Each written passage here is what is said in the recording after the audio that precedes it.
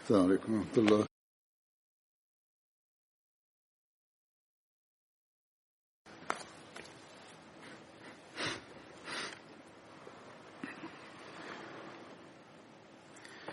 أشهد أن لا إله إلا الله وحده لا شريك له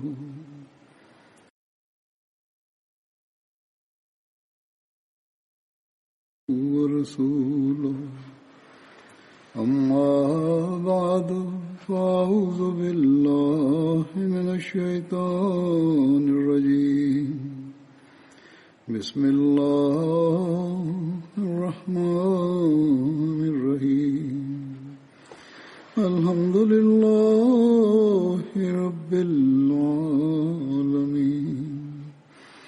الرحمن الرحيم مالك يوم الدين إياك نعبد وإياك نستعين اهدنا الصراط المستقيم صراط الذين أنعمت عليهم غير المغضوب عليهم ولا الضالين.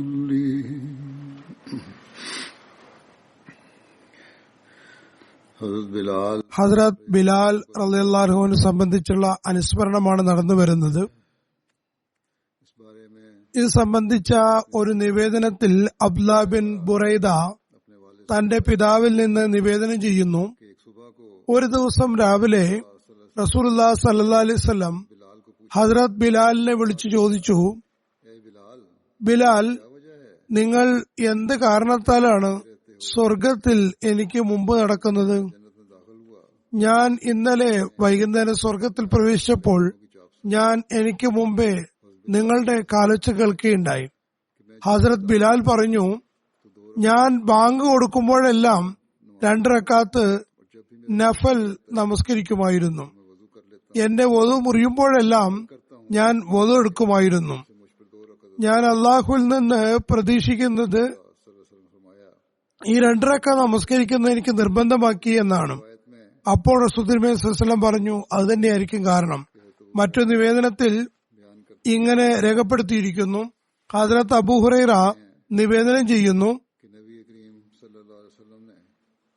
തിരുനബി സല്ലല്ലാഹു അലൈഹി വസല്ലം ഹസ്രത്ത് ബിലാലിനോട് സുബഹി നമസ്കാര സമയത്ത് പറഞ്ഞു, ബിലാൽ, നിങ്ങൾ ഇസ്ലാമിൽ ഏറ്റവും പ്രതീക്ഷാ നിർഭരമായ എന്ത് കർമ്മമാണ് ചെയ്തിട്ടുള്ളത്?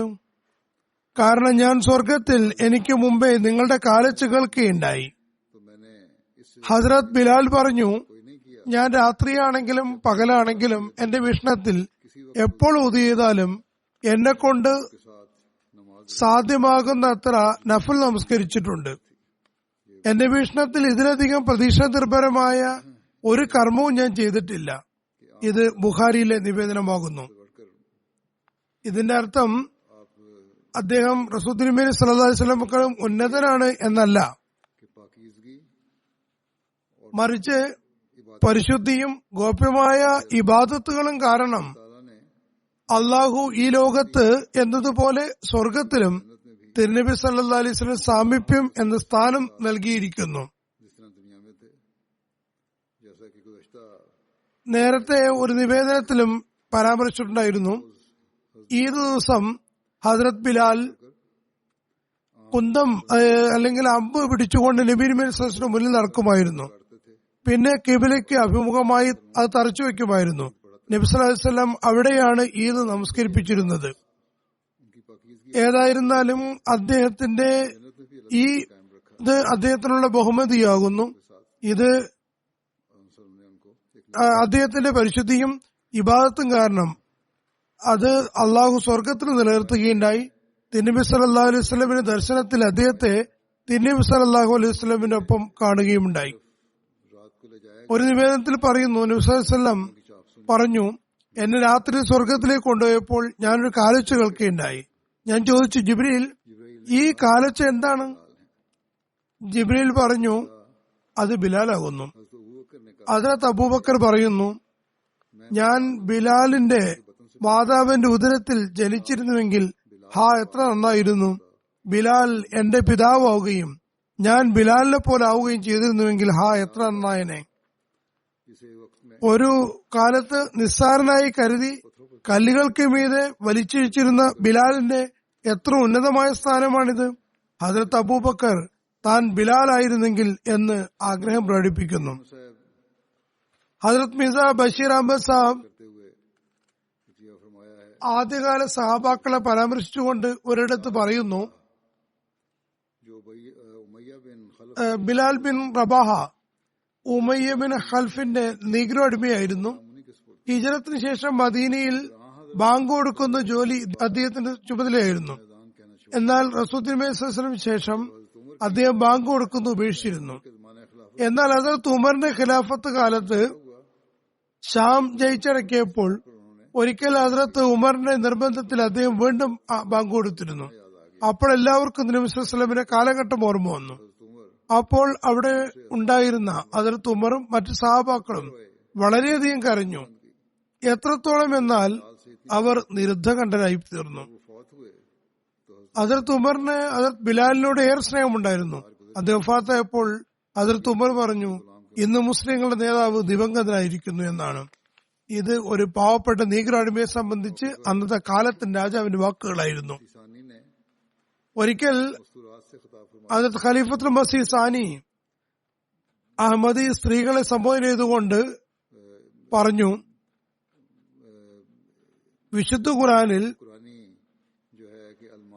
അൽ മാലു വൽ ബനൂന സീനത്തുൽ ഹയാത്ത് ദുനിയ വൽ ബാഖിയാത്തു സാലിഹാത്തു ഖൈറുൻ ഇൻദ റബ്ബിക സവാബൻ വ ഖൈറുൻ അമല എന്ന് വിവരിച്ചിട്ടുണ്ട്.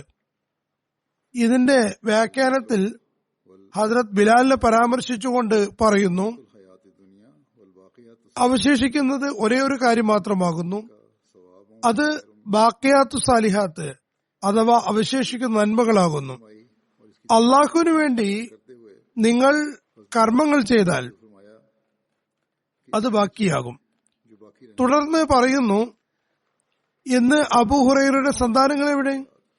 വീടെവിടെയാണ്? സ്വത്തോ മക്കളോ ഇല്ല, മക്കളില്ല. മക്കൾ ഇപ്പോൾ ഉണ്ടോ ഇല്ലയോ എന്ന് പോലും നമുക്കറിയില്ല. നമ്മൾ അദ്ദേഹത്തിന്റെ മക്കളെയോ വീടോ സ്വത്തോ ഒന്നും കണ്ടിട്ടില്ല. എന്നാൽ അദ്ദേഹത്തിന്റെ പേര് പറയുമ്പോൾ നമ്മൾ ഹസ്രത്ത് അബൂ ഹുറൈറ റളിയല്ലാഹു അൻഹു എന്ന് പറയുന്നു. അദ്ദേഹം തുടർന്ന് പറയുന്നു, കുറച്ചു ദിവസം മുമ്പ് ഒരു അറേബ്യൻ വന്നിരുന്നു. അദ്ദേഹം പറഞ്ഞു, ഞാൻ ബിലാലിന്റെ സന്തതികളിൽപ്പെട്ട ആളാകുന്നു. അദ്ദേഹം സത്യമാണോ കള്ളമാണോ പറയുന്നത് എന്നറിയില്ല. പക്ഷെ എന്റെ ഹൃദയം ആ സമയത്ത് അദ്ദേഹത്തെ വാരിപ്പുണരാൻ ആഗ്രഹിക്കുകയായിരുന്നു. ഇദ്ദേഹം നബി സല്ലല്ലാഹു അലൈഹി വസല്ലമിന്റെ മസ്ജിദിൽ ബാങ്ക് കൊടുത്തിരുന്ന ആളുടെ സംഗതികളിൽപ്പെട്ട ആളാകുന്നു. ഇന്ന് ബിലാലിന്റെ മക്കൾ എവിടെ?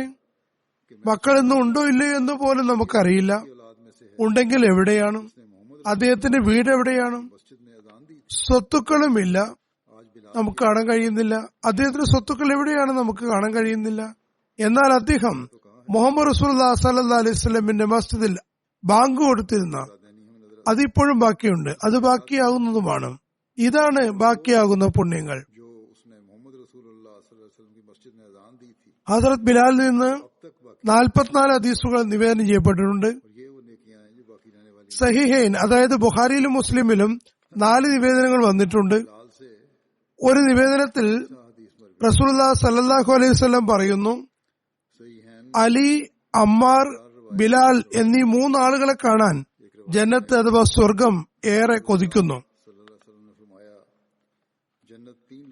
ഒരിക്കൽ ഹദ്റത്ത് ഉമർ ഹദ്റത്ത് അബൂബക്കറിന്റെ ശ്രേഷ്ഠതകൾ വിവരിക്കുകയായിരുന്നു.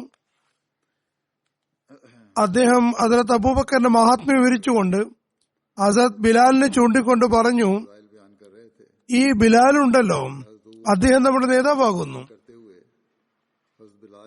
ഹദ്റത്ത് അബൂബക്കറിന്റെ മഹാത്മ്യോട് വിവരിക്കുന്നത് അവിടെ ഹദ്റത്ത് ബിലാൽ വിവരിക്കുന്നുണ്ടായിരുന്നു.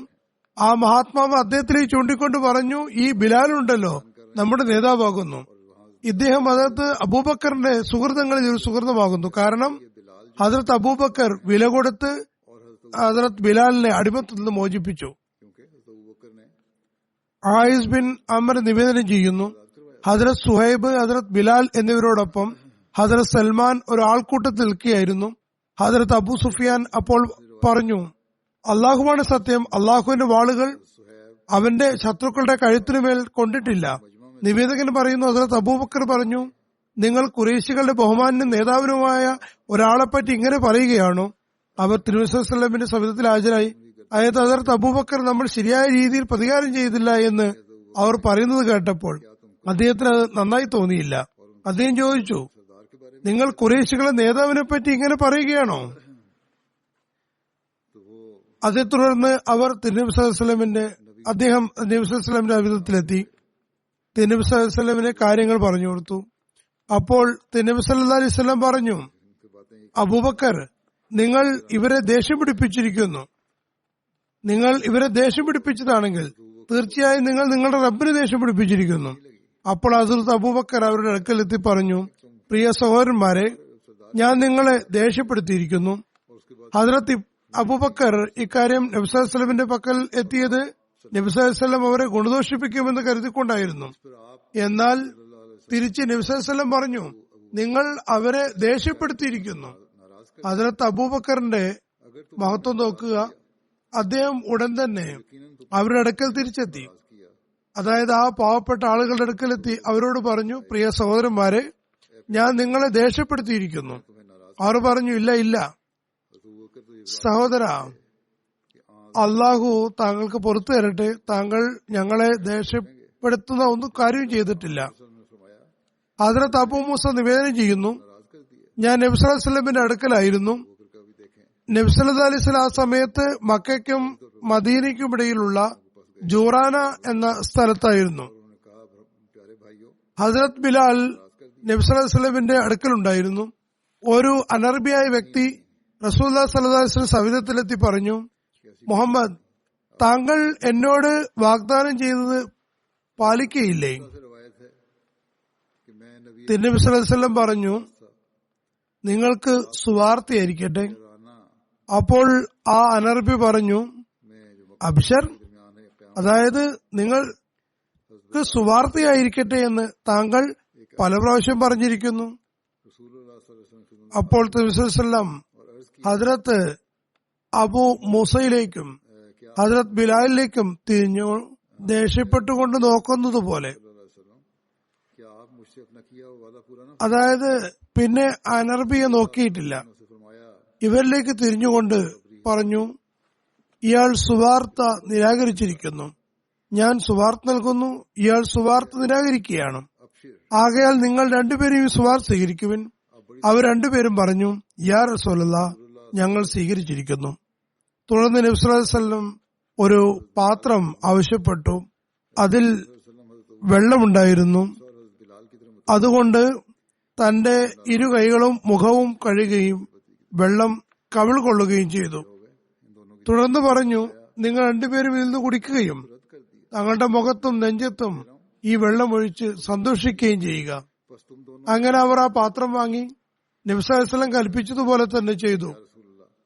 അപ്പോൾ പർദയ്ക്ക് പിന്നിൽ നിന്ന് ഹദ്രത്ത് ഉമ്മു സൽമ അവരെ വിളിച്ചു പറഞ്ഞു, നിങ്ങളുടെ കയ്യിലുള്ള പാത്രത്തിലുള്ളത് കുറച്ച് നിങ്ങളുടെ ഉമ്മാക്ക്, അതായത് ഹദ്രത്ത് ഉമ്മുൽ മുഅ്മിനീൻ ഹദ്രത്ത് ഉമ്മു സൽമയ്ക്ക് വേണ്ടിയും ബാക്കി വെക്കുവാനും അവർക്ക് വേണ്ടിയും അതിൽ നിന്ന് കുറച്ച് ബാക്കി വെച്ചു. ഹദ്രത്ത് അലി ബിൻ അബൂ താലിബ് നിവേദനം ചെയ്യുന്നു, നബി സല്ലല്ലാഹു അലൈഹി വസല്ലം പറയുന്നു, എല്ലാ നബിക്കും അള്ളാഹു 7 നേതാക്കന്മാരെ നൽകാറുണ്ട്. എനിക്ക് 14 തന്നിരിക്കുന്നു, അതായത് ഇരട്ടി നേതാക്കന്മാരെ തന്നിരിക്കുന്നു. ഞങ്ങൾ ചോദിച്ചു, അവർ ആരെല്ലാമാണ്? ഹദ്രത്ത് അലി പറയുന്നു, ഞാൻ, എന്റെ 2 മക്കൾ ജാഫർ റളിയല്ലാഹു തആല അൻഹു, Hamza, Abubakar, Umar, Masa bin Umair, Bilal, Salman, Miqdad, Abu Dharr, Ammar, Abdullah bin Masood. ഹസ്രത്ത് സയ്യിദ് ബിൻ അർക്കം നിവേദനം ചെയ്യുന്നു, നബി സല്ലല്ലാഹു അലൈഹി വസല്ലം പറയുന്നു, ബിലാൽ എത്രമാത്രം നല്ല മനുഷ്യനാണ്. അദ്ദേഹം മോസിന്മാരുടെ ബാങ്ക് കൊടുക്കുന്നവരുടെ നേതാവാകുന്നു. മോസിന് മാത്രമേ അദ്ദേഹത്തെ പിൻപറ്റാൻ കഴിയുകയുള്ളൂ. ഖിയാമത്ത് നാളിൽ മോസിന്മാർ മാത്രമായിരിക്കും നീണ്ട കഴുത്തുള്ളവർ. ഹദ്രത്ത് സെയ്ദ് ബിൻ അർക്കം നിവേദനം ചെയ്യുന്നു, നബി സല്ലല്ലാഹു അലൈഹി വസല്ലം പറയുന്നു, ബിലാൽ എത്ര നല്ല മനുഷ്യനാണ്. അദ്ദേഹം ശുഹദാക്കളുടെയും മോസന്മാരുടെയും നേതാവാകുന്നു. ഖിയാമത്ത് നാളിൽ ഏറ്റവും നീളമുള്ള കഴുത്ത് ഹദ്രത്ത് ബിലാലിന്റേതായിരിക്കും. അതായത് അദ്ദേഹത്തിന് വലിയ ആദരണീയമായ സ്ഥാനം ലഭിക്കുന്നതാണ്.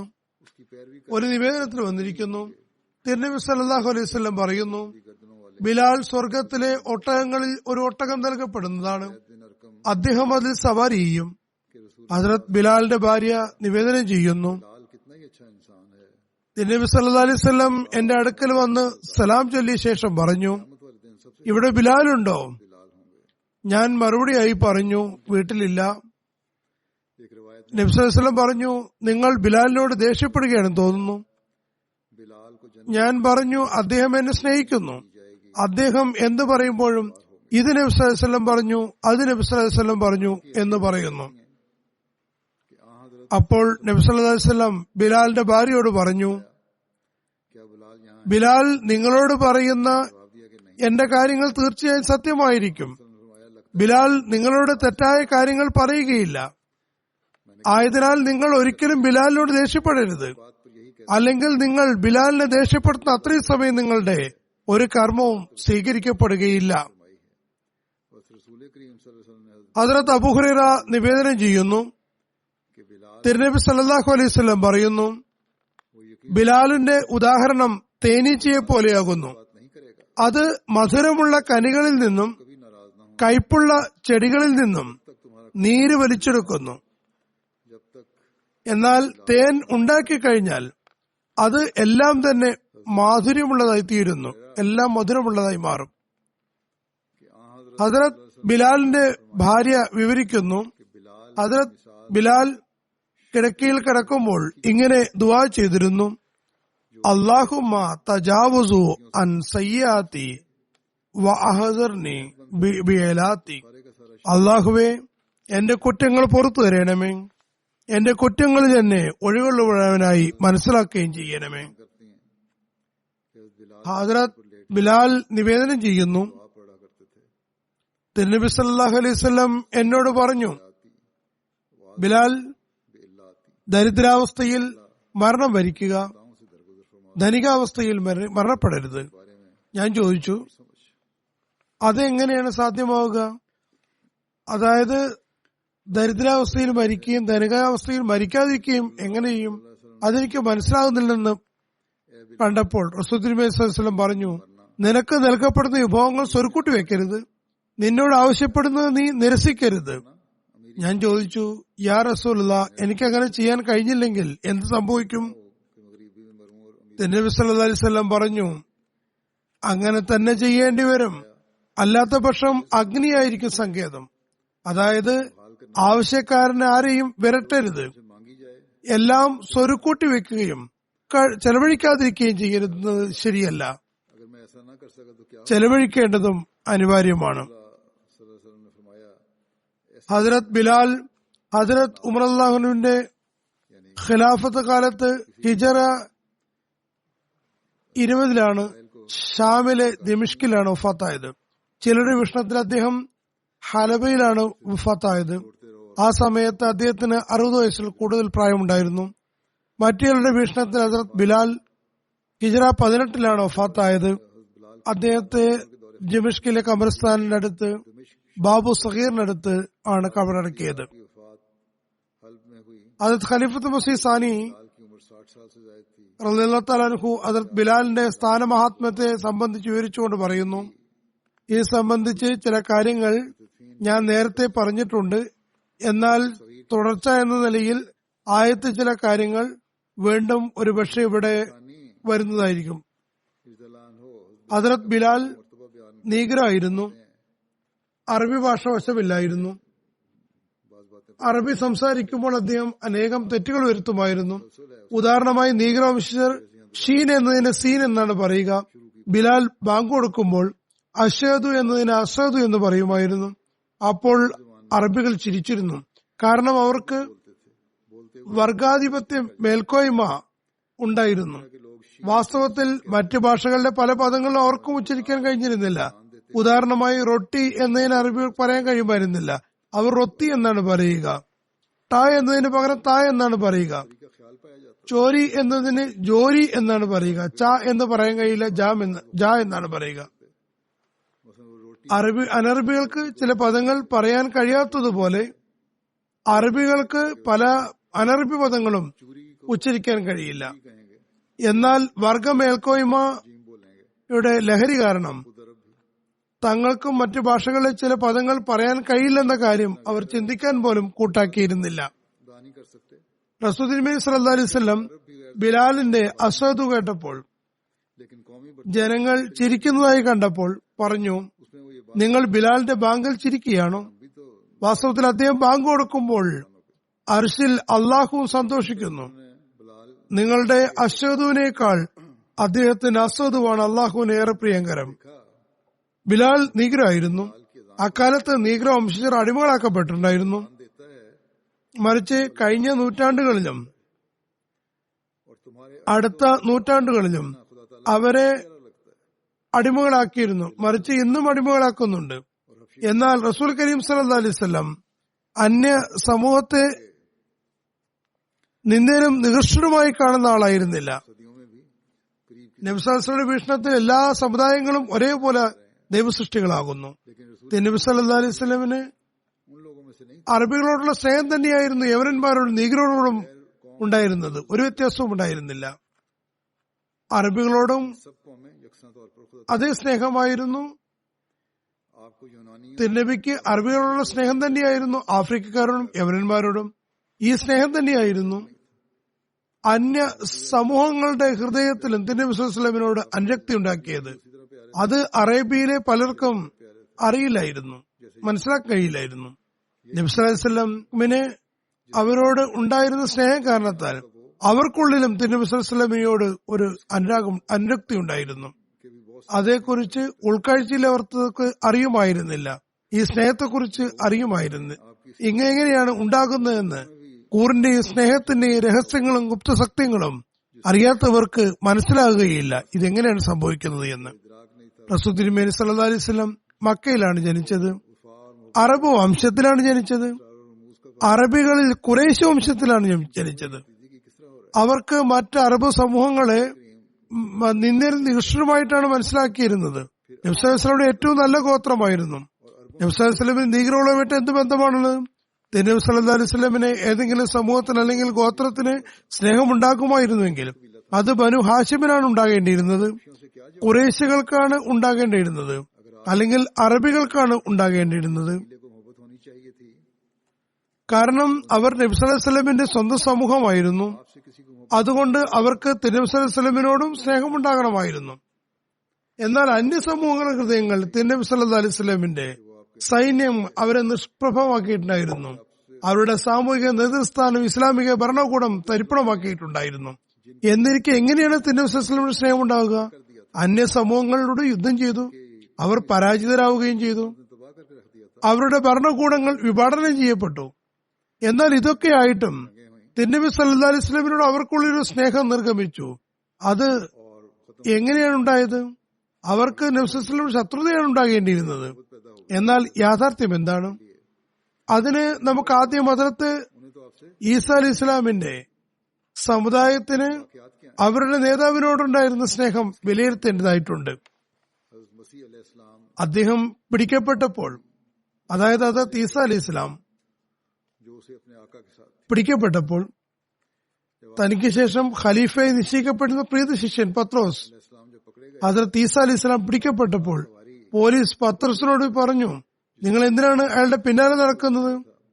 നിങ്ങളും അയാളോടൊപ്പമാണെന്ന് തോന്നുന്നു. അതായത് പോലീസ് സംശയമായി ചോദിക്കുന്നു, നിങ്ങളുടെ പിന്നാലെ വരുന്നു, നിങ്ങളും അയാളുടെ കൂടെയാണോ? പത്രോസ് ഉടൻ തന്നെ പറഞ്ഞു, ഞാൻ അയാളുടെ ശിഷ്യനല്ല. അതായത് ഭയപ്പെട്ടിരിക്കും, ഞാൻ അയാളെ ശപിക്കുന്നു. അതായത് നിരാകരിക്കുക മാത്രമല്ല ശപിക്കുകയും ചെയ്തു. അദ്ദേഹത്തിന്റെ ശിഷ്യന്മാർ അദ്ദേഹത്തെ സ്നേഹിച്ചിരുന്നു എന്നതിൽ തർക്കമൊന്നുമില്ല. ഹസ്രത്ത് ഈസ അലി ഇസ്ലാമിന്റെ ഹവാരികൾ അദ്ദേഹത്തെ തീർച്ചയായും സ്നേഹിച്ചിരുന്നു. പിന്നീട് പത്രോസും റോമിൽ കുരിശിലേറ്റപ്പെടുകയുണ്ടായി. അദ്ദേഹം വളരെ ധീരതയോടെ മരണത്തെ സ്വീകരിച്ചു. ഹസ്രത്ത് ഈസ അലി ഇസ്ലാമിന്റെ സ്നേഹവും അനുസരണവും നിരാകരിച്ചില്ല. എന്നാൽ ഹസ്രത്ത് ഈസ അലി ഇസ്ലാമിനെ കുരിശിലേറ്റിയപ്പോൾ ആ സമയത്ത് അദ്ദേഹത്തിന്റെ വിശ്വാസം ഉറച്ചതായിരുന്നില്ല. ആ സമയത്ത് 3-4 അടി പൊട്ടിയപ്പോൾ പേടിച്ചുപോയി. എന്നാൽ പിന്നീട് അദ്ദേഹം വളരെ സന്തോഷത്തോടെ കുരിശ് സ്വീകരിക്കുകയും ചെയ്തിട്ടുണ്ട്. ഏതായിരുന്നാലും നേരത്തെ പറഞ്ഞ ഈസാ അലി ഇസ്ലാമിനോട് അദ്ദേഹത്തിന്റെ സമുദായത്തിനുണ്ടായിരുന്ന സ്നേഹമാണ്.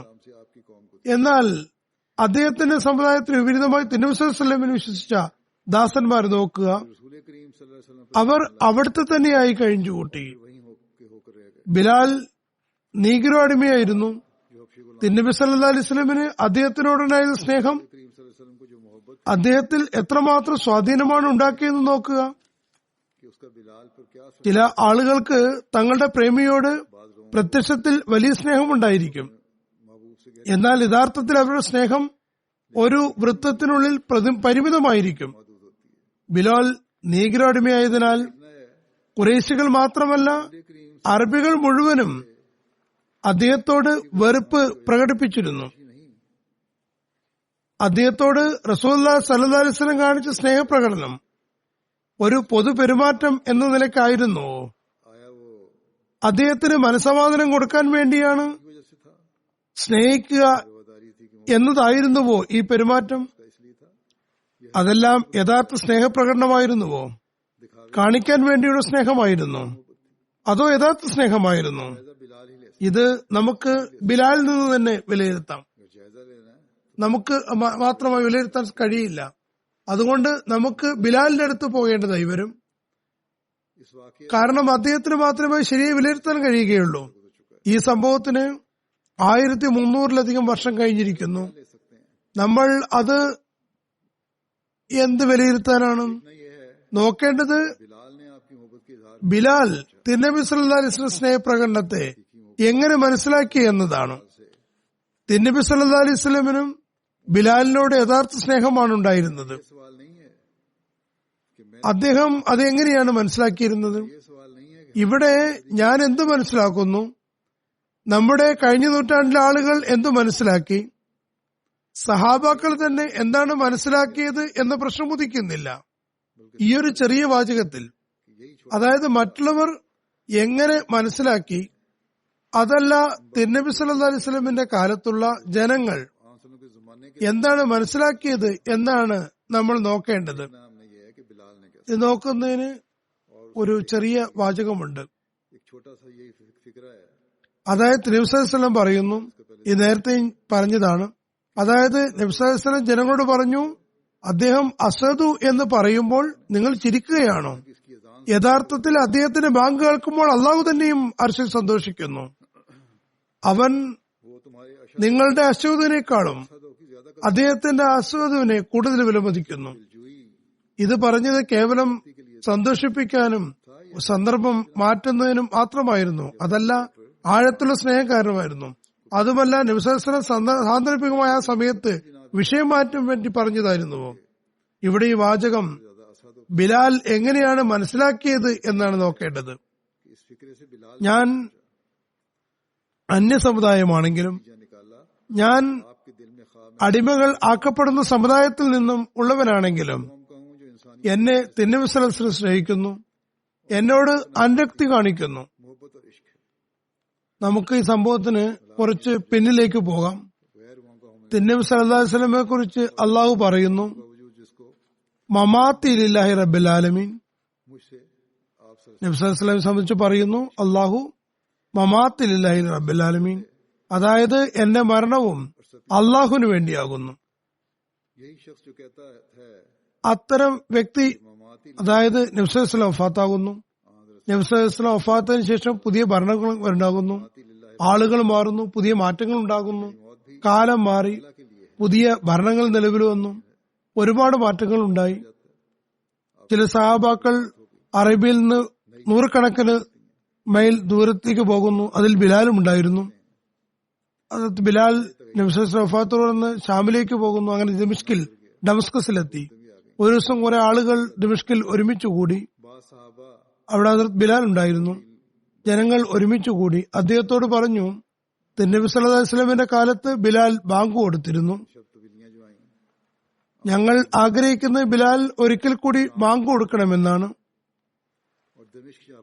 വീണ്ടും ബാങ്ക് കൊടുക്കാൻ അവർ ബിലാലിനോട് പറഞ്ഞെങ്കിലും ബിലാൽ നിഷേധിച്ചുകൊണ്ട് പറഞ്ഞു, എനിക്ക് ബാങ്ക് കൊടുക്കാൻ സാധ്യമല്ല. ബിലാൽ പറഞ്ഞു, റസൂൽ തിരുമേനി സല്ലല്ലാഹു അലൈഹി വസല്ലമയ്ക്ക് ശേഷം ഇനി ഞാൻ ബാങ്ക് കൊടുക്കുന്നതല്ല. കാരണം ഞാൻ ബാങ്ക് കൊടുക്കുമ്പോൾ ആഗ്രഹിക്കുമ്പോഴെല്ലാം നബി സല്ലല്ലാഹു അലൈഹി വസല്ലമയുടെ പരിശുദ്ധ കാലം എനിക്ക് മുന്നിൽ വരുന്നു. ഞാൻ വികാര തരളിതനാകുന്നു. അതുകൊണ്ട് എനിക്ക് ബാങ്ക് കൊടുക്കാൻ സാധ്യമല്ല. എനിക്കത് സഹിക്കാൻ കഴിയുന്നില്ല. യാദൃച്ഛികമായി ആ ദിവസങ്ങൾ ഹദ്റത്ത് ഉമറും പര്യടനത്തിനായി ദമിഷ്കിൽ വന്നിട്ടുണ്ടായിരുന്നു.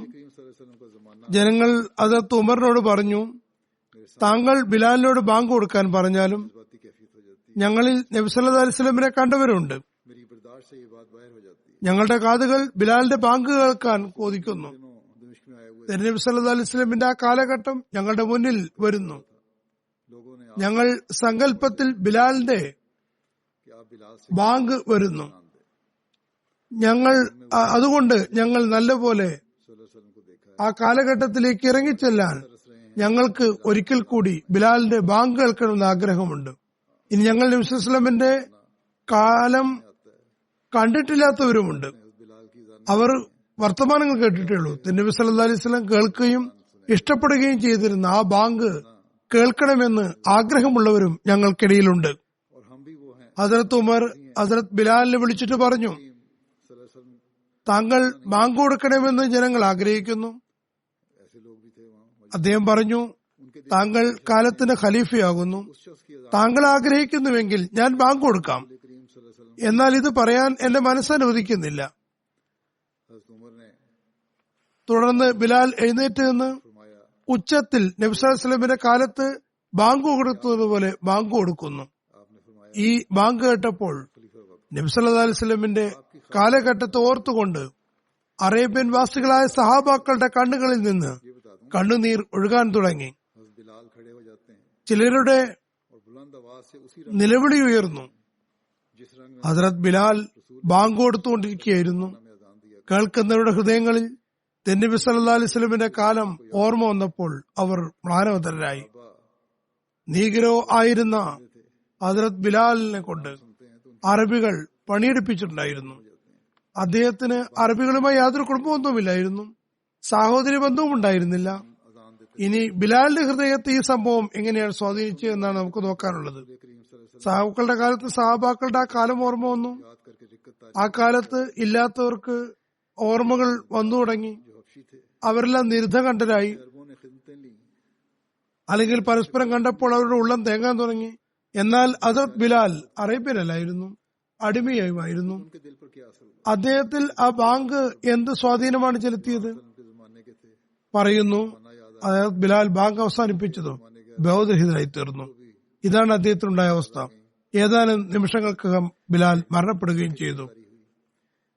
ഇത് എന്റെ പക്കൽ അറബിക്കും അനറബിക്കും തമ്മിൽ യാതൊരു വ്യത്യാസവുമില്ലെന്ന് നബി സല്ലല്ലാഹു അലൈഹി വസല്ലമയുടെ പ്രഖ്യാപനത്തിനുള്ള അന്യ സമുദായത്തിന്റെ സാക്ഷ്യമാകുന്നു. ഇത് വലിയൊരു സാക്ഷ്യമാകുന്നു. ഈ സ്നേഹവും അനുരക്തിയുമാണ് അന്യ സമുദായങ്ങൾ അദ്ദേഹത്തിലൂടെ പ്രകടമാക്കിയത്. അറബിക്കും യാതൊരു എതിർത്തിയും ഇല്ലെന്ന് നബി സല്ലല്ലാഹു അലൈഹി വസല്ലമയുടെ പ്രഖ്യാപനത്തിലുള്ള സത്യസന്ധമായ കർമ്മരൂപത്തിലുള്ള സാക്ഷാത്കാരത്തിന്റെ പ്രകടനമാണിത്. അന്യ സമുദായങ്ങൾ അദ്ദേഹത്തിന്റെ സ്നേഹമുസൃണമായ ശ്രദ്ധ ശ്രമിച്ചപ്പോൾ കാണിച്ച സാക്ഷ്യമാണിത്. അതിന്റെ പ്രഭാവം അവർ കണ്ടു.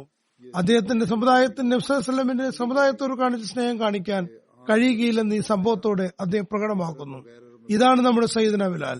അദ്ദേഹം തന്നെ യജമാന്റെ നേതാവുമായ നബി സല്ലല്ലാഹു അലൈഹി വസല്ലമയുടെ അനുരക്തിയും കൂറും അള്ളാഹുവിന്റെ തൗഹീദ് അഥവാ ഏകത്വവും തന്റെ ഹൃദയത്തിൽ കുടിയിരുത്തി. പിന്നെ കർമ്മപരമായ പ്രയത്നത്തിലൂടെ അതിന്റെ മാതൃക സ്ഥാപിച്ചു. അത് നമുക്ക് ഉത്തമ മാതൃകയാണ്. അത് നമുക്കുള്ള പരിശുദ്ധ മാതൃകയാണ്. മാത്രമല്ല തിരുനബി സല്ലല്ലാഹു അലൈഹി വസല്ലം തന്റെ ഈ പ്രീത ശിഷ്യനോടുണ്ടായിരുന്ന സ്നേഹത്തെ വാത്സല്യങ്ങളുടെ ചരിത്രത്തിന് സമാനമായത് ലോകത്തെവിടെയും കാണുകയില്ല, കാണാൻ സാധ്യവുമല്ല. ഇതുതന്നെയാണ് ഇന്നും സ്നേഹത്തിന്റെയും സൗഹാർദ്ദത്തിന്റെയും അന്തരീക്ഷം സൃഷ്ടിക്കാനും സാഹോദര്യങ്ങൾ ഉണ്ടാക്കാനും അടിമത്തത്തിന്റെ ചങ്ങലകൾ പൊട്ടിക്കാനും കഴിയുക. ചുരുക്കത്തിൽ ഇന്നും തൗഹീദിന്റെ സ്ഥാപനത്തിനും റസൂലെ അറബി സല്ലല്ലാഹു അലൈഹി വസല്ലമിനോടുള്ള ഈ സ്നേഹത്തിന്റെ മാതൃകകൾ സ്ഥാപിക്കുന്നതിലുമാണ് നമ്മുടെ മോക്ഷമുള്ളത്. ഹദ്രത്ത് ബിലാലിന്റെ അള്ളാഹു നമുക്ക് തൗഫീഖ് നൽകുമാറാകട്ടെ. ഹദ്രത്ത് ബിലാലിന്റെ അനുസ്മരണം ഇന്നിവിടെ അവസാനിക്കുകയാണ്. ഇനി ഞാൻ ചില ജനാസകൾ, അതായത് വഫാത്തായവരെ സ്മരിക്കുന്നതാണ്, അവരുടെ ജനാസയും നമസ്കരിക്കുന്നതാണ്. ഇതിൽ ആദ്യത്തേത് ജനാബ് തയ്യബ് യാക്കൂബ് സാഹിബിന്റെ മകനും ട്രിനിഡാഡ് ആൻഡ് ടണ്ടോബാഗോയിലെ മുബല്ലിഗുമായ മൗലാന താലിബ് യാക്കൂബ് സാഹിബിന്റേതാണ്. അദ്ദേഹം സെപ്റ്റംബർ 8-ന് 63-ാമത്തെ വയസ്സിൽ വഫാത്തായി.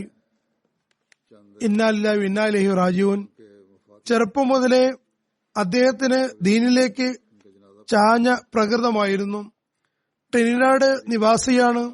ചെറുപ്പം മുതൽ തന്നെ 5 നേരം നമസ്കാരം, വിശുദ്ധ ഖുർആൻ പാരായണം, ഇസ്ലാമിക ഗ്രന്ഥങ്ങളുടെ പഠനം എന്നിവയിൽ ശുഷ്കാന്തി കാണിച്ചിരുന്നു.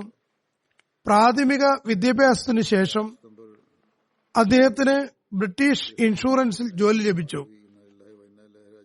എന്നാൽ O ലെവൽ പൂർത്തിയാക്കിയതിനു ശേഷം അദ്ദേഹം 1979 ജനുവരി 13-ന് ജീവിതം വഖഫ് ചെയ്ത് റബൂയിലെ ജാമിഅ അഹമ്മദിയയിൽ ചേർന്നു. അവിടെ നിന്ന് അദ്ദേഹം 1989-ൽ ഷാഹിദ് ഡിഗ്രി കരസ്ഥമാക്കി. 1987-ൽ കാദിയാനിലെ മുൻ നായിബ് നാസർ ആല ആയിരുന്ന മിർസ മുനവർ അഹമ്മദ് സാഹിബിന്റെ ദർവേഷിന്റെ മകൾ ഷാഹിദ സാജിദ ഷഹീൻ സാഹിബെ വിവാഹം ചെയ്തു. അദ്ദേഹത്തിന്റെ ഭാര്യ ഹദ്രത്ത് മസീമദ് അലി ഇസ്ലാമിന്റെ സഹാബി ഹദ്രത്ത് ബായി മിർസ ബർക്കത്ത് അലി സാഹിബിന്റെ പ്രപൗത്രിയായിരുന്നു. അദ്ദേഹം ജാമ്യയിൽ നിന്ന് പാസ്സായ ഉടനെ ആഫ്രിക്കയിലെ ദ്വീപുകളിലാണ് നിയമിക്കപ്പെട്ടത്. അവിടെ 1989 മുതൽ 92 വരെ ഏകദേശം 3 വർഷം സേവനമനുഷ്ഠിച്ചു. പിന്നെ ഗിയാന ജമാഅത്തിൽ 1993 മുതൽ 1997 വരെ മിഷണറി സേവനം ചെയ്തു. പിന്നെ അവിടെ നിന്ന് ഗാനയിലെ കോഗോ റോഡുവ പ്രവിശ്യയിലും കുമാസയിലും 2 സ്ഥലങ്ങളാണ് നിയമിതനായി. 1997 മുതൽ 2004 വരെ അവിടെ സേവനനിരതനായിരുന്നു. അവിടെ വെച്ച് അദ്ദേഹം രോഗാതുരനായി. ആരോഗ്യം വീണ്ടെടുത്തപ്പോൾ അദ്ദേഹത്തെ ട്രിനിഡാഡിൽ ഫ്രീ പോർട്ടുള്ള ജമാഅത്തിൽ നിയമിതനായി. അവസാന ശ്വാസം വരെയും അദ്ദേഹം അവിടെ സേവനമനുഷ്ഠിച്ചു. ലോകത്തിലെ വിവിധ രാജ്യങ്ങളിൽ ആത്മാർത്ഥമായി സേവനം ചെയ്യുക മാത്രമല്ല, തന്റെ അറിവും അനുഭവം മുഖേന ജനങ്ങൾക്ക് ഇസ്ലാമിക അധ്യാപനങ്ങൾ നൽകുകയും ചെയ്തിരുന്നു. ജമാഅത്തിലെ ഓരോ വ്യക്തിയുമായും അദ്ദേഹത്തിന് വ്യക്തിഗത ബന്ധമുണ്ടായിരുന്നു. അദ്ദേഹം എവിടെ പോയാലും ജമാഅത്ത് അംഗങ്ങൾക്ക് അദ്ദേഹത്തോട് പ്രത്യേക സ്നേഹമായിരുന്നു. അദ്ദേഹവും അവരോട് സ്നേഹമുള്ള ആളായിരുന്നു. കഴിഞ്ഞ കുറെ വർഷങ്ങളായി അദ്ദേഹത്തിന് വൃക്കയുടെ അസുഖമുണ്ടായിരുന്നു. ഡയാലിസിസ് കാരണം അദ്ദേഹത്തിന് ആഴ്ചയിൽ 3 തവണ ട്രീറ്റ്മെന്റിന് വേണ്ടി ആസ്പത്രിയിൽ പോകേണ്ടി വന്നിരുന്നു. പക്ഷെ അദ്ദേഹം ജമാഅത്തി പരിപാടികളിൽ ഒരു തടസ്സവും ഉണ്ടാകാൻ ഇടവരുത്തിയില്ല. വളരെ മുത്തക്കിയും വിനയാന്വിതനും സൗഹൃദപ്രിയനും മിതഭാഷിയും സഹനശീലനും അനുസരണശീലനും സഹിഷ്ണുതയുള്ള പ്രകൃതത്തിന് ഉടമയുമായിരുന്നു. പുഞ്ചിരിച്ചുകൊണ്ടാണ് എല്ലാവരോടും പെരുമാറിയിരുന്നത്. നമസ്കാരങ്ങൾക്ക് പുറമെ കൃത്യനിഷ്ഠയോടെ തഹജ്ജുദ്, വിശുദ്ധ ഖുർആൻ പാരായണം, ഉറങ്ങുന്നതിന് മുമ്പ് 8 റക്അത്ത് നഫൽ നമസ്കരിക്കുക എന്നതെല്ലാം അദ്ദേഹത്തിന്റെ പതിവ് ശീലമായിരുന്നു. ജമാഅത്തി സമ്പ്രദായങ്ങളെ ശക്തമായി പാലിച്ചിരുന്നു. തന്റെ കുടുംബത്തെയും ഈ നന്മകളെപ്പറ്റി ഉപദേശിച്ചിട്ടുണ്ടായിരുന്നു. തന്റെ കുടുംബത്തിൽ അദ്ദേഹം എല്ലാവർക്കും പ്രിയങ്കാരനായിരുന്നു. സംതൃപ്ത കുടുംബത്തിൽ ഭാര്യയ്ക്ക് പുറമെ ഒരു മകൻ നാസർ യാക്കൂബ്, 2 പെൺമക്കൾ അമീന യാക്കൂബ്, അദീല യാക്കൂബ് എന്നിവർ ഉൾപ്പെടുന്നു. അദ്ദേഹത്തിന് 2 സഹോദരന്മാരും 3 സഹോദരിമാരുമുണ്ട്. സഹോദരി സഹോദരന്മാരിൽ ചിലർ അവിടെ ട്രിനിഡാഡിലും മറ്റു ചിലർ ഓസ്ട്രേലിയയിലുമാണ്. അദ്ദേഹത്തിന്റെ ജ്യേഷ്ഠ സഹോദരന്റെ ഭാര്യ പറയുന്നു, ഹെലൻ യാക്കൂബ്, ഞാൻ 30 വർഷം മുമ്പാണ് ബൈഅത്ത് ചെയ്തത്.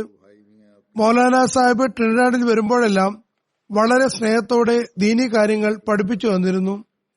അത് കാരണം ദീൻ പഠിക്കാൻ എനിക്ക് കൂടുതൽ ആവേശമായി.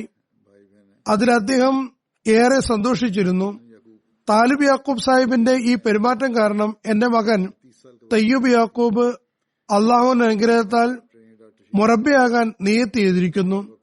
ഇപ്പോൾ കാനഡയിലെ ജാമിയ അഹമ്മദിയയിൽ 2ാം വർഷം വിദ്യാർത്ഥിയാണ്.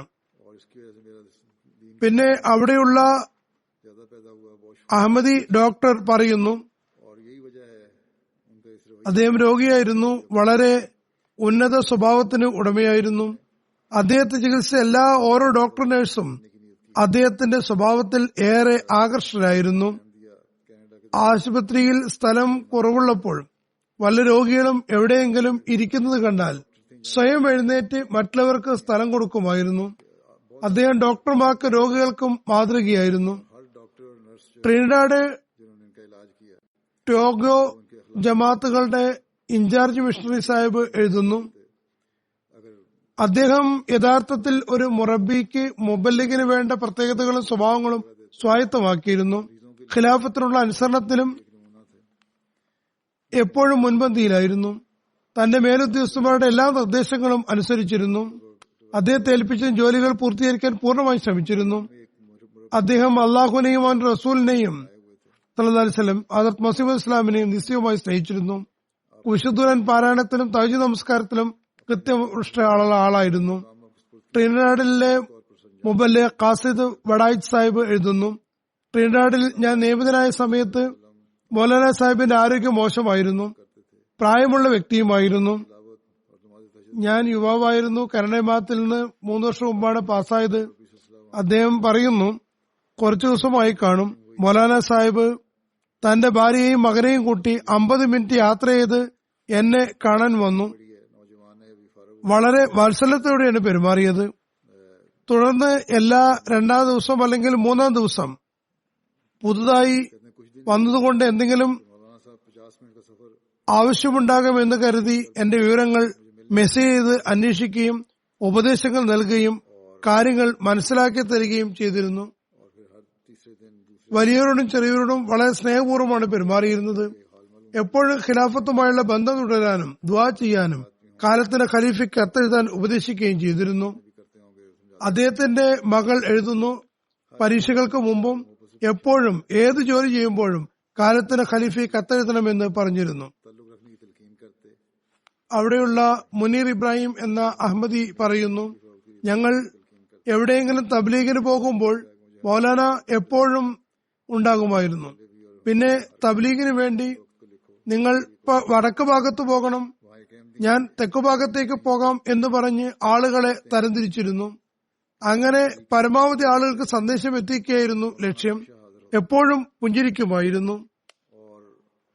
അദ്ദേഹത്തോടൊപ്പം ജോലി ചെയ്യുന്നവരും മുറബിമാരും മറ്റുള്ളവരും പറയുന്നു, എപ്പോഴും ജമാഅത്തി പുരോഗതിക്ക് വേണ്ടിയും തബ്ലീഗിന് വേണ്ടിയും ആരെങ്കിലും ചെറിയ ജോലി ചെയ്താൽ പോലും അദ്ദേഹം വളരെ സന്തോഷിച്ചിരുന്നു. അതിനെ വളരെയേറെ പ്രോത്സാഹിപ്പിക്കുകയും ചെയ്തിരുന്നു. അദ്ദേഹം സുസ്മേരവദനായിരുന്നു എന്നും എല്ലാവരും എഴുതിയിട്ടുണ്ട്. വിദ്യാർത്ഥിയായിരുന്നപ്പോഴും ആരെങ്കിലും സുഹൃത്തുക്കളിൽ അസ്വാരസ്യമുണ്ടാകുമ്പോൾ സുലു ചെയ്യിപ്പിച്ചിരുന്നു. അഹമ്മദികളായതുകൊണ്ട് ഒരു സഹോദരനെ പറ്റിയും മനസ്സിൽ നീരസമുണ്ടാകരുതെന്നും പറയുമായിരുന്നു. ഞാനും എപ്പോഴും അദ്ദേഹത്തെ പുഞ്ചിരിക്കുന്ന മുഖവുമായിട്ടാണ് കണ്ടിട്ടുള്ളത്. ഖിലാഫത്തിനോടും നിസ്സവമായ കൂറുണ്ടായിരുന്നു. ഞാൻ പറഞ്ഞു വന്നതുപോലെ അദ്ദേഹത്തിന്റെ മക്കൾ പറയുന്നു, ഞങ്ങളോട് എപ്പോഴും ഖിലാഫത്തിനുമായി ബന്ധം സ്ഥാപിക്കാനും കത്തയക്കാനും പറഞ്ഞുകൊണ്ടിരുന്നു. ഒരു പുതിയ അഹമ്മദി നാരിസ് സാഹിബ് പറയുന്നു, ഞാൻ നിരവധി അനഹമ്മദി മസ്ജിദുകളിൽ പോയി യഥാർത്ഥ ഇസ്ലാം അന്വേഷിക്കുകയായിരുന്നു. ഞാൻ മൗലാന താലിബ് സാഹിബുമായി കണ്ടുമുട്ടിയപ്പോൾ ആ സമയത്ത് തെളിവുകൾ കേൾക്കുന്നതിന് മുമ്പേ തന്നെ എന്റെ മനസ്സിൽ വളരെ നല്ല പ്രഭാവമാണ് ഉണ്ടായത്. അതുകൊണ്ട് ബയ്യത്തും ചെയ്തു. ഏതായിരുന്നാലും താലിബ് യാക്കൂബ് സാഹിബ് വഖഫ് പൂർണ്ണ ഹൃദയ സാന്നിധ്യത്തോടെ നിറവേറ്റുകയുണ്ടായി. ഒരിക്കലും ഒരു ഉപേക്ഷയും വരുത്തിയില്ല. കാലത്തിന്റെ ഖലീഫയോടെ നിയമിച്ചാലും സേവനം ചെയ്യുമെന്ന് എപ്പോഴും പറഞ്ഞിരുന്നു. പാകിസ്ഥാനിൽ പോകണമെന്ന് അവിടെ പോസ്റ്റിംഗ് ആയാൽ പിന്നെ സ്വന്തം നാട്ടിലേക്ക് പോകരുത് എന്ന് പറഞ്ഞാൽ അതിനും ഞാൻ തയ്യാറാണ്. പിന്നെ പാകിസ്ഥാനിൽ പോകേണ്ടി വന്നാൽ അവിടെ നിയമിച്ചാൽ പഞ്ചാബികളുമായി ഇടവേണ്ടി വരുമെന്ന് പറഞ്ഞ് പഞ്ചാബിയും പഠിച്ചു തുടങ്ങിയിരുന്നു. അങ്ങനെ കർമ്മം കൊണ്ട് അതിന് തയ്യാറായിരുന്നു. അള്ളാഹു അദ്ദേഹത്തിന് പുറത്തു കൊടുക്കുകയും കാരുണ്യം വർഷിക്കുകയും സ്ഥാനങ്ങൾ ഉയർത്തുകയും ചെയ്യട്ടെ. അദ്ദേഹത്തിന്റെ ഭാര്യ മക്കളെ സംരക്ഷിക്കുകയും അദ്ദേഹത്തിന് നന്മകൾ തുടരാൻ സൗഭാഗ്യം നൽകുകയും ചെയ്യുമാറാകട്ടെ. രണ്ടാമത്തെ ജനാസ മുൻ വക്കീൽ മാൽ സാലിസും മജ്ലിസ് തഹരീഖ് ജദീദ് നായിബ് സദറുമായിരുന്ന ജനാബ് എഞ്ചിനീയർ ഇഫ്തിഖാർ അലി ഖുറൈഷി സാഹിബിന്റേതാണ്. അദ്ദേഹത്തിന് അള്ളാഹു ദീർഘായുസ് നൽകിയിരുന്നു. ജൂൺ 3-ാം തീയതി 99-ാമത്തെ വയസ്സിലാണ് വഫാത്തായത്. ഇന്നാ ലില്ലാഹി വ ഇന്നാ ഇലൈഹി റാജിഊൻ. ഇഫ്തിഖാർ അലി സാഹിബിന്റെ പിതാവിന്റെ പേര് മുംതാസ് അലി ഖുറൈഷി സാഹിബ് എന്നായിരുന്നു. അദ്ദേഹം വെറ്ററിനറി ഡോക്ടറായിരുന്നു. ഇഫ്തിഖാർ അലി ഖാൻ സാഹിബ് ഇന്ത്യയിലെ മീററ്റിലാണ് ജനിച്ചത്. സെക്കൻഡറിയും ഉപരിപഠനവും മീററ്റിൽ നിന്നാണ് കരസ്ഥമാക്കിയത്. തുടർന്ന് തോംസൺ എഞ്ചിനീയറിംഗ് കോളേജ് റുഡ്കിയിൽ ഇപ്പോൾ യൂണിവേഴ്സിറ്റിയാണ് പ്രവേശനം നേടി. ഇവിടെ 1944 സിവിൽ എഞ്ചിനീയറിംഗിൽ ബിരുദം കരസ്ഥമാക്കി. വിദ്യാർത്ഥിയായിരിക്കുമ്പോൾ തന്നെ അഹമ്മദിയത്തിൽ പ്രവേശിക്കാൻ സൗഭാഗ്യം ലഭിച്ചിരുന്നു. അന്ന് അദ്ദേഹത്തിന്റെ പിതാവ് അഹമ്മദിയായിരുന്നില്ല. ഇഫ്തിഖാർ ഖുറൈഷി സാഹിബ് സ്വയം ഹദ്റത്ത് മസീഹ് ഇസ്ലാമിന്റെ ഗ്രന്ഥങ്ങൾ പാരായണം ചെയ്ത് പഠനത്തിന് ശേഷമാണ് അഹമ്മദിയത്ത് സ്വീകരിച്ചത്. അദ്ദേഹത്തിന്റെ മാമൻ മുഖ്താർ ഖുറൈഷി സാഹിബ് മുഖേനയാണ് അദ്ദേഹത്തിന് അഹമ്മദി സന്ദേശം ലഭിച്ചത്. അദ്ദേഹത്തിന്റെ പിതൃ സഹോദരി ഭർത്താവിന് മുൻഷി ഫയാസ് അലി സാഹിബ് മുഖേനയാണ് കിട്ടിയത്. വിദ്യാഭ്യാസവുമായി ബന്ധപ്പെട്ട് അദ്ദേഹവും തന്റെ പിതാവിന്റെ ജ്യേഷ്ഠനായ തുറാബ് അലി സാഹിബിന്റെ കൂടെയാണ് ഇഫ്തിഖാർ അലി സാഹിബ് താമസിച്ചിരുന്നത്. ഖുറൈഷി അദ്ദേഹവും അഹമ്മദിയായിരുന്നില്ല. ഖുറൈഷി ഇഫ്തിഖാർ അലി സാഹിബിന് ഈ മഹത് വ്യക്തികൾ മുഖേന അഹമ്മദിയ സാഹിത്യങ്ങൾ ലഭിച്ചിരുന്നു. അദ്ദേഹം ഈ സാഹിത്യങ്ങളെല്ലാം അന്ന് ഡൽഹിയിലെ ജമാഅത്തുകൾ ചെറിയ ചെറിയ പാംഫ്ലെറ്റുകൾ ഇറക്കിയിട്ടുണ്ടായിരുന്നു. അദ്ദേഹം ഈ സാഹിത്യങ്ങളെ യാത്രാവേളകളിലാണ് ആദ്യത്തിൽ കിട്ടിയിരുന്നു. ഇതെല്ലാം യാത്രാവേളയിലാണ് വായിച്ചിരുന്നത്. പിന്നെ തന്റെ പിതാവിന് കൊണ്ടുപോയി കൊടുത്തിരുന്നു. ഇഫ്തിഖാർ സാഹിബ് തോംസൺ കോളേജിൽ ചേർന്നപ്പോൾ അദ്ദേഹത്തിന്റെ മാമൻ മുഖ്താർ ഖുറൈഷി സാഹിബ് കൃത്യമായി വിശദമായ കത്തുകളിലൂടെ അഹമ്മദിയ സന്ദേശം നൽകി തുടങ്ങി. ഇഫ്തിഖാർ അലി സാഹിബും അദ്ദേഹത്തിന് വിശദീകരിച്ച് മറുപടി നൽകുമായിരുന്നു. അക്കാലത്ത് തന്നെ അദ്ദേഹത്തിന് തഹജ്ജുദ് അനുഷ്ഠിക്കാനും നല്ലപോലെ ദുആ ചെയ്യാനും അവസരം ലഭിച്ചിട്ടുണ്ടായിരുന്നു. എങ്കിലും ഹൃദയത്തിൽ അസ്വസ്ഥതയും പരിഭ്രമവും ഉണ്ടായിരുന്നു. അദ്ദേഹം അതേപ്പറ്റി ഒരിക്കൽ ഖലീഫ സാനിയോട് പറഞ്ഞു. കുറച്ച് കാര്യങ്ങൾ അദ്ദേഹം ചോദിച്ചു. ഹുസൂർ മറുപടി പറഞ്ഞു, താങ്കളുടെ ചോദ്യം പ്രസ്തുതവും സമ്പൂർണവുമാണ്. അതിന് കത്തിലൂടെ മറുപടി നൽകാൻ പ്രയാസകരമാണ്. താങ്കൾ എന്റെ ഇന്ന ഗ്രന്ഥം വായിക്കുക. ഇഫ്തിഖാർ അലി സാഹിബ് തന്റെ മാമൻ മുഖ്താർ സാഹിബിൽ നിന്ന് പുസ്തകം വാങ്ങി വായന തുടങ്ങി. പുസ്തകം വായിക്കുന്നവരും അദ്ദേഹത്തിന് മറുപടി ലഭിച്ചുകൊണ്ടിരുന്നു. അങ്ങനെ 1941 നവംബറിൽ അദ്ദേഹം കത്ത് മുഖേന ലിഖിത രൂപേണ ബൈഅത്ത് ചെയ്തു. 1942 ഖാദിയാൻ ജൽസയിൽ പങ്കെടുത്തു. ഖാദിയാന്റെ അന്തരീക്ഷവും കണ്ടപ്പോൾ അദ്ദേഹം അതിൽ ഏറെ ആകർഷനായി. ഹദ്റത്ത് ഖലീഫത്തുൽ മസീഹ് സാനിയുടെ പ്രഭാഷണങ്ങളും അദ്ദേഹം ശ്രദ്ധാപൂർവ്വം ശ്രവിച്ചു. അവിടെ അദ്ദേഹം വീണ്ടും ബൈഅത്ത് ചെയ്തു. അങ്ങനെ അദ്ദേഹത്തിന് ഹുസൂറിന്റെ കൈകളിൽ നേരിട്ട് ബൈഅത്ത് ചെയ്യാനുള്ള തൗഫീഖും ലഭിച്ചു. എല്ലാ വർഷവും ഖാദിയാൻ ജൽസയിൽ പങ്കെടുത്തിരുന്നു. ഹദ്റത്ത് ഖലീഫത്തുൽ മസീഹ് സാനിയെ സന്ദർശിക്കാനും അവസരം കിട്ടിയിരുന്നു. മനസ്സിൽ ഉയരുന്ന എല്ലാ ചോദ്യങ്ങളും ഹുസൂറിന്റെ സവിധത്തിൽ വയ്ക്കുകയും മറുപടി കരസ്ഥമാക്കുകയും ചെയ്തിരുന്നു. അങ്ങനെ വിശ്വാസത്തിന്റെയും ദൃഢജ്ഞാനത്തിന്റെയും ഭാണ്ഡങ്ങൾ നിറച്ചുകൊണ്ടാണ് അദ്ദേഹം തിരിച്ചു പോയിരുന്നത്. അദ്ദേഹം ഇന്ത്യയിൽ തന്നെ സർക്കാർ ജോലി ആരംഭിച്ചിരുന്നു. സർക്കാർ ജോലിക്കിടയിൽ പല നഗരങ്ങളിലും പാകിസ്ഥാൻ സ്ഥാപിച്ചതിന് ശേഷം സർക്കാർ ജോലിയിൽ പല നഗരങ്ങളിലും ട്രാൻസ്ഫർ ആയിട്ടുണ്ട്. വളരെ വിശ്വസ്തയോടെ അദ്ദേഹം ജോലി നിർവഹിച്ചിരുന്നു. ജൂനിയർ എഞ്ചിനീയർ ആയിരുന്നു. പിന്നീട് ഉയർന്ന ചീഫ് എഞ്ചിനീയർ വരെയായി. ഒരിക്കൽ കുറച്ചു കാലത്തേക്ക് പഞ്ചാബ് സർക്കാരിൽ ജലസേചന ഊർജ വകുപ്പ് സെക്രട്ടറി ആയിരുന്നു. അതായത് സെക്രട്ടറി വരെയായി. വളരെ അന്തസ്സും ആദരണീയവുമായ സ്ഥാനങ്ങൾ അദ്ദേഹം തന്റെ രാജ്യമായ പാകിസ്ഥാന് വേണ്ടി സേവനങ്ങൾ ചെയ്തിട്ടുണ്ട്. 1983 റിട്ടയർഡായി. അതിനുശേഷം ജീവിതം വഖഫ് ചെയ്തു. എന്നാൽ 1980 ഹദ്റത്ത് ഖലീഫത്തുൽ മസീഹ് സാലിസ് സ്പെയിൻ പര്യടനത്തിന് ശേഷം റബുവിൽ തിരിച്ചെത്തി international association of architects and engineers സ്ഥാപിച്ചപ്പോൾ ഇഫ്തിഖാർ അലി ഖുറൈഷി സാഹിബിനെ അതിന്റെ 1ാമത്തെ ചെയർമാനെ നിയമിച്ചു. ആ സമയത്ത് അദ്ദേഹം ചീഫ് എഞ്ചിനീയർ തസ്തികയിൽ ആയിരുന്നു. പിന്നീട് റിട്ടയർഡായി. റിട്ടയർമെന്റിന് ശേഷം അദ്ദേഹം തന്റെ ജീവിതം വഖഫ് ചെയ്യാൻ സമർപ്പിച്ചു. അതത് ഖലീഫത്തുൽ മസീഹ് സാലിസ് അത് സ്വീകരിച്ചു. 1983 തഹ്രീക് ജദീദിൽ വക്കീൽ മാൽ സാലിസ് എന്ന ഉത്തരവാദിത്വം ഞാൻ ഏൽപ്പിച്ചു എന്ന് ഉത്തരവാദിത്വം ഏൽപ്പിക്കപ്പെട്ടു. 1980 മുതൽ അദ്ദേഹത്തെ ആദ്യത്തെ നോമിനേറ്റാണ് ചെയ്തത്. പിന്നീട് തെരഞ്ഞെടുക്കപ്പെടുകയുണ്ടായി. അതിനുശേഷം ഏറെക്കുറെ 25 വർഷത്തോളം തുടർച്ചയായി ഈ അസോസിയേഷന്റെ കേന്ദ്ര ചെയർമാനായിരുന്നു. ഹദ്റത്ത് ഖലീഫത്തുൽ മസീഹ് റാബി റഹ്മത്തുള്ളാഹി തആലയുടെ കാലത്തും അദ്ദേഹത്തിന് ധാരാളം സേവനത്തിന് തൗഫീഖ് ലഭിച്ചിരുന്നു. ബുയൂത്തുൽ ഹംദ് ക്വാർട്ടേഴ്സ് ഉണ്ടാക്കാനും റബോയിലെ ജമാഅത്തി ബിൽഡിംഗുകൾ ഉണ്ടാക്കാനും അവസരം ലഭിക്കുകയുണ്ടായി. താമീറാത്ത് കൺസ്ട്രക്ഷൻ വകുപ്പിന്റെ കാര്യദർശിയുമായിരുന്നു. ഫദ്ൽ ഉമർ ആശുപത്രി, ജാമിയ അഹമ്മദിയ, ഖിലാഫത്ത് ലൈബ്രറി തുടങ്ങിയ വിവിധ പ്രൊജക്ടുകളുടെ ചെയർമാനായി നിയമിക്കപ്പെട്ടു. ഫദ്ൽ ഉമർ ഫൗണ്ടേഷന്റെ ഡയറക്ടറായും സേവനത്തിന് തൗഫീഖ് ലഭിച്ചിട്ടുണ്ട്. 2007 ഞാൻ അദ്ദേഹത്തെ മജ്ലിസ് തഹ്രീക് ജദീദിന്റെ നായിബ് സദറായി നിയമിച്ചു. വളരെ വിശ്വസ്തയോടെയും ശുഷ്കാന്തിയോടെയും സേവനങ്ങൾ ചെയ്യുന്ന ആളായിരുന്നു. 4 ഖലീഫമാരുടെ കാലം അദ്ദേഹം കണ്ടിരുന്നു. എപ്പോഴും എല്ലാ സ്ഥലത്തും അദ്ദേഹം അനുസരണവും സ്നേഹവുമുള്ള ആളായിട്ടാണ് കാണപ്പെട്ടത്. നിശബ്ദനും ജോലിയിൽ ബദ്ധശ്രദ്ധനുമായിരുന്നു. തന്റെ ജോലിയിൽ ശ്രദ്ധനായിരുന്നു. വഖഫ് ജിന്ദഗി എന്ന നിലയ്ക്ക് അദ്ദേഹത്തിന് 37 വർഷം സേവനം ചെയ്യാൻ തൗഫീഖ് ലഭിച്ചു. നിസ്വാർത്ഥമായി സേവനം ചെയ്തിരുന്നു. ഞാൻ അദ്ദേഹത്തോടൊപ്പം ജോലിയും ചെയ്തിട്ടുണ്ട്. അള്ളാഹു അദ്ദേഹത്തിന് 2 ആൺമക്കളെയും 3 പെൺമക്കളെയും നൽകി അനുഗ്രഹിച്ചിരിക്കുന്നു. ഒരു മകൻ ആർക്കിടെക്ടറും ഒരു മകൻ ഡോക്ടറുമാണ്. അള്ളാഹു അദ്ദേഹത്തിന് പുറത്തു കൊടുക്കുകയും കരുണ ചെയ്യുകയും അദ്ദേഹത്തിന്റെ മക്കൾക്കും അദ്ദേഹത്തിന്റെ നന്മകൾ തുടരാൻ തൗഫീഖ് നൽകുകയും ചെയ്യുമാറാകട്ടെ. 3ാമത്തെ ജനാസ റദിയ സുൽത്താന സാഹിബയുടേതാണ്. അവർ മൗലവി ഹക്കീം ഖുർഷിദ് അഹമ്മദ് സാഹിബിന്റെ ഭാര്യയാണ്. 81 വയസ്സിലാണ് വഫാത്തായത്. പരേത ഹദ്റത്ത് മസീഹ് അലി ഇസ്ലാമിന്റെ സഹാബി ഷെയ്ഖ് അബ്ദുല്ല ബഖ് സാഹിബിന്റെ മകളായിരുന്നു. ചെറുപ്പകാലം മുതലേ നമസ്കാരത്തിലും നോമ്പിലും വലിയ ശുഷ്കാന്തിയായിരുന്നു. മുഴുവൻ ജീവിതവും ലളിതവുമായും വിനയാന്വിതമായുമാണ് കഴിച്ചുകൂട്ടിയത്. വളരെയേറെ ആതിഥ്യമര്യാദ ഉള്ള ആളായിരുന്നു. അദ്ദേഹത്തിന്റെ ഭർത്താവ് ജനാബ് ഹക്കീം മൗലവി ഖുർഷിദ് അഹമ്മദ് സാഹിബ് സദർ ഉമൂമിയായി സേവനം ചെയ്തുകൊണ്ടിരിക്കുകയായിരുന്നു. കാലത്ത് വീട്ടിൽ മീറ്റിംഗുകളും മറ്റും നടത്തിയിരുന്നു. അപ്പോൾ അവിടെ വരുന്നവരെ സൽക്കരിക്കുമായിരുന്നു. മൗലവി സാഹിബിന് 1984 മുതൽ 2.5 വർഷം വരെ അസീറൻ റാഹെ മൗല ദൈവമാർഗത്ത് തടവുകാരനാകാൻ സൗഭാഗ്യം ലഭിച്ചിരുന്നു.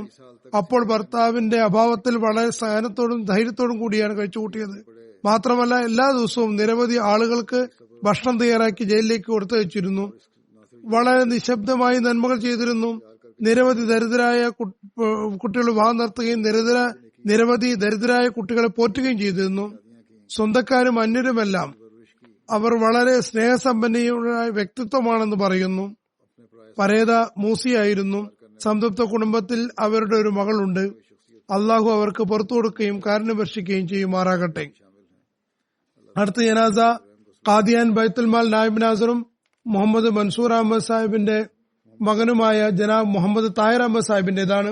ഇദ്ദേഹം മെയ് 28 കരളിലെ ക്യാൻസറിനെ തുടർന്ന് 57ാമത്തെ വയസ്സിൽ ഖാദിയാനിലെ നൂർ ഹോസ്പിറ്റലിൽ വഫാത്തായി. ഇന്നലില്ലാഹി വ ഇന്നാ ഇലൈഹി റാജിഊൻ. അദ്ദേഹം പരേതൻ ഹൈദരാബാദ് സ്വദേശിയായിരുന്നു. ഖാദിയാൻ ജാമ്യയിൽ നിന്ന് പാസ്സായതിനു ശേഷം 1989 മുതൽ 2020 വരെ അവസാനം വരെ 31 വർഷം വിവിധ വകുപ്പുകളിൽ സേവനം ചെയ്തുകൊണ്ടിരുന്നു. മുഴുവൻ കാലവും സാമ്പത്തിക വകുപ്പിലാണ് സേവനത്തിന് അവസരം ലഭിച്ചത്. 7 വർഷം നിസാമത്ത് മാൽ വഖഫ് ജദീദിലും 9 വർഷം ബൈത്തുൽ മാലിലും ഇൻസ്പെക്ടറായിരുന്നു. പിന്നെ 3 വർഷം നായിബ് നാസിബ് മാൽ വഖഫ് ജദീദ്, 8 വർഷം നാസിബ് മാൽ വഖഫ് ജദീദ്, 2 വർഷം നായിബ് നാസർ ബൈത്തുൽ മാൽ എന്നീ നിലയ്ക്ക് സേവനം ചെയ്യാൻ സൗഭാഗ്യം ലഭിച്ചു. വളരെ ആത്മാർത്ഥതയും ലളിത സ്വഭാവവും സൗഹാർദ്ദനും സഹാനുഭൂതിയുള്ള ജമാഅത്തി സേവകനുമായിരുന്നു. ഇന്ത്യയിലുടനീളം പര്യടനം നടത്തി സാമ്പത്തിക വ്യവസ്ഥയെപ്പറ്റി ജനങ്ങളെ ബോധവൽക്കരിക്കുകയും അവരെ അതിൽ ഭാഗവാക്കാക്കുകയും ചെയ്തിരുന്നു. അള്ളാഹുവിന്റെ അനുഗ്രഹത്താൽ ഈ പര്യടനങ്ങൾ കാരണവും അദ്ദേഹത്തിന്റെ പരിശ്രമങ്ങൾ കൊണ്ടും വഖഫ് ചെയ്തതിന്റെ ബജറ്റിൽ വലിയ വർധനവാണ് ഉണ്ടായത്. അദ്ദേഹം മൂസിയായിരുന്നു. സന്തപ്ത കുടുംബത്തിൽ പ്രായാധിക്യമുള്ള മാതാപിതാക്കളെ കൂടാതെ ഭാര്യയും 2 ആൺമക്കളുമുണ്ട്. പരേതൻ ഖാദിയാനിലെ കല്ലാ ബോർഡ് സദർ മൗലാന മുഹമ്മദ് കരീമുദ്ദീൻ സാഹിബ് ഷാഹിദിന്റെ മൂത്ത ജാമാതാവും ഖാദിയാൻ നാദറാല ഇനാം ഗോരി സാഹിബിന്റെ മാതുല പുത്രനുമായിരുന്നു. അദ്ദേഹത്തിന്റെ ഒരു സഹോദരൻ ഖാദിയാനിൽ മൊറബി സിൽസിലയാകുന്നു. അള്ളാഹു അദ്ദേഹത്തെ പുറത്തു കൊടുക്കുകയും കാരുണ്യം വർഷിക്കുകയും മക്കളെ സംരക്ഷിക്കുകയും ചെയ്യുമാറാകട്ടെ. അടുത്ത ജനാസ ഖാനയിലെ ഇന്റർനാഷണൽ ജാമ്യയിലെ അധ്യാപകനായ മിർസ ഖലീൽ അഹമ്മദ് ബേഗ് സാഹിബിന്റെ മകൻ അക്കീൽ അഹമ്മദ് സാഹിബിന്റെയാണ്. അക്കീൽ അഹമ്മദ് പാകിസ്ഥാൻ പോയതായിരുന്നു. അവിടെ നിന്നാണ് ഇയാൾക്ക് സാക് ട്യൂമർ അണ്ടാശയ ക്യാൻസർ ആണെന്ന് സ്ഥിരീകരിക്കുന്നത്. കുറഞ്ഞ കാലം രോഗിയായി തുടർന്നു. 13ാമത്തെ വയസ്സിലാണ് വഫാത്തായത്. ഇന്നാലി റാജുവൻ. ചെറുപ്പം മുതൽ തന്നെ നമസ്കാരത്തിൽ ശുഷ്കാന്തിയുള്ളവനും തന്നേക്കാൾ ചെറിയ കുട്ടികൾ ശ്രദ്ധിക്കുന്നവനും നല്ല പ്രകൃതനും അനുസരണമുള്ള കുട്ടിയുമായിരുന്നു. ഖാനയിലെ മദ്രസത്തുൽ ഹിഫ്സിൽ നിന്ന് 6 ജുസ് മനഃപ്പാടമാക്കാൻ തൗഫീഖ് ലഭിച്ചു. സംതൃപ്ത കുടുംബാംഗങ്ങളിൽ മാതാപിതാക്കൾക്ക് പുറമെ 2 സഹോദരിമാർ അദീല, ഷക്കീല എന്നിവരും ഉൾപ്പെടുന്നു. 2 കുട്ടികളും വഖഫ് ഫനോയിൽ ഉൾപ്പെട്ടവരാണ്. ഈ കുട്ടിയുടെ പിതാവ് മിർസ ഖലീൽ ബേഗ് ഖാന ഇന്റർനാഷണൽ ജാമ്യയിൽ സേവനം ചെയ്യുന്നു. മറ്റൊരു അധ്യാപകനായ നസീർ അഹമ്മദ് സാഹിബ് എഴുതുന്നു, അഖിൽ അഹമ്മദ് വളരെ പ്രിയപ്പെട്ടവനും എല്ലാവർക്കും പ്രിയങ്കരനുമായിരുന്നു. അവന്റെ ചിരിയുടെ മുഖം എപ്പോഴും ഓർമ്മയിലുണ്ടാകും. വളരെ നിഷ്കളങ്കനും അനുസരണമുള്ള കുട്ടിയുമായിരുന്നു. ജമാഅത്തായ നമസ്കാര ശീലമുണ്ടായിരുന്നു. വിശുദ്ധ ഖുർആനോട് നിശ്ചയമായ അടുപ്പമായിരുന്നു. തന്റെ നിശ്ചിത പഠനത്തിനു പുറമെ കഴിഞ്ഞ വർഷങ്ങളിൽ വിശുദ്ധ ഖുർആൻ മനഃപ്പാടമാക്കിയിരുന്നു. എല്ലാ ദിവസവും മഗ്‌രിബിന് ശേഷം ഭക്ഷണം കഴിച്ച് മസ്ജിദിൽ പോയി തന്റെ പാഠം റിവിഷൻ ചെയ്തിരുന്നു. സ്കൂളിലെ പാഠങ്ങൾക്ക് ശേഷം വിശുദ്ധ ഖുർആനിലെ കുറച്ചു ഭാഗം മനഃപ്പാടമാക്കിയ ശേഷമാണ് ഉറങ്ങിയിട്ടുണ്ടായിരുന്നത്. താൻ വലുതായാൽ മുറബിയായി ജമാഅത്തിന് സേവനം ചെയ്യുമെന്ന് പറഞ്ഞുകൊണ്ടിരുന്നു. അള്ളാഹു ഇയാളുടെ സ്ഥാനങ്ങൾ ഉയർത്തുകയും മാതാപിതാക്കൾക്കും സഹോദരി സഹോദരന്മാർക്കും ഈ സംഘടന സഹിക്കാൻ കഴിവ് നൽകുകയും ചെയ്യുമാറാകട്ടെ. ഇപ്പോൾ ഇവിടെ ജനാസകൾ വരാറില്ല.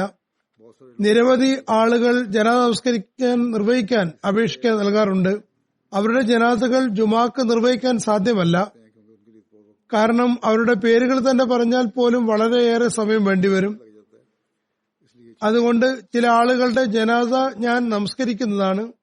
അതിൽ പൊതുവിൽ മറ്റെല്ലാ അപേക്ഷകളും ഉൾപ്പെടുത്തുന്നതായിരിക്കും. അതുകൊണ്ട് അവരുടെ പേരെടുത്ത് പറയാതെ തന്നെ ഞാനിവിടെ നമസ്കരിപ്പിക്കുന്ന ജനാസയിൽ അവരും ഉൾപ്പെടുന്നതാണ്. അള്ളാഹു എല്ലാവർക്കും പുറത്തു കൊടുക്കട്ടെ, കാരുണ്യം വർഷിക്കട്ടെ. ജനാസ നമസ്കരിപ്പിക്കാൻ അപേക്ഷ തന്നവരുടെ ബന്ധുക്കൾക്ക് സഹനവും സ്ഥൈര്യവും നൽകുമാറാകട്ടെ.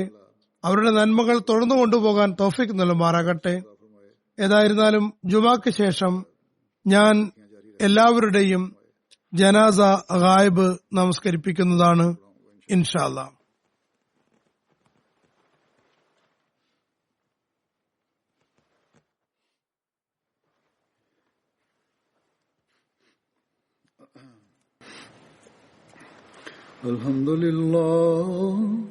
അൽഹംദുലില്ലാഹി നഹ്മദുഹു വനസ്തഈനുഹു വനസ്തഗ്ഫിറുഹു വനുഅ്മിനു ബിഹി വനതവക്കലു അലൈഹി വനഊദു ബില്ലാഹി മിൻ ശുറൂരി അൻഫുസിനാ വമിൻ സയ്യിആതി അഅ്മാലിനാ മൻ യഹ്ദിഹില്ലാഹു ഫലാ മുദില്ല ലഹു ومن يضلل فلا هادي له ونشهد أن لا إله إلا الله ونشهد أن محمدا عبده ورسوله عباد الله رحمكم الله إن الله يأمر بالعدل والإحسان وإيتاء ذي القربى